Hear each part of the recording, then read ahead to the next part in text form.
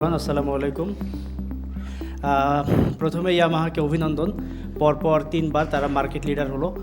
সবাই জানেন যে ফুয়েল প্রাইস পাশাপাশি এই যে ক্রাইসিস মোমেন্ট, এই মোমেন্টে অনেক কম্পিটিটর যারা আছে তারা সেলই করতে পারে না বা তাদের ওই রকম যে টার্গেট অনুযায়ী সেল হয় না। সেখানে ইয়ামাহা এত ভালো পারফর্ম করে মার্কেট লিডার হয়েছে, এই জন্য ইয়ামাহার জন্য একটা জোরে হাততালি।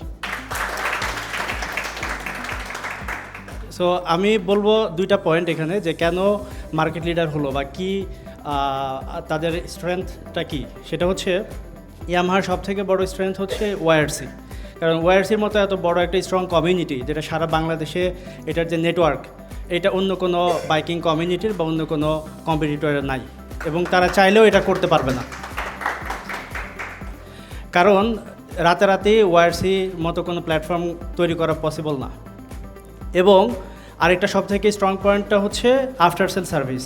সো ইয়ামাহার আমরা যারা নিজেরা ইয়ামাহা চালাই এবং আমাদের ওয়াইআরসির সকল মেম্বার্স, আশেপাশের যারা ফ্রেন্ড সার্কেল, কলিগ, সবার কাছ থেকে জানবেন যে ইয়ামাহা কিন্তু পারফরমেন্সের দিক দিয়ে সেরা। কারণ এই কারণেই এই ফুয়েল ক্রাইসিসের সময় একটা সার্ভেতে দেখা গিয়েছে যে আপনার ফিলিং স্টেশনগুলোতে ইয়ামাহার বাইক সবথেকে কম সিরিয়ালে দাঁড়ানো ছিল, বিকজ অফ শুধুমাত্র তার মাইলেজ।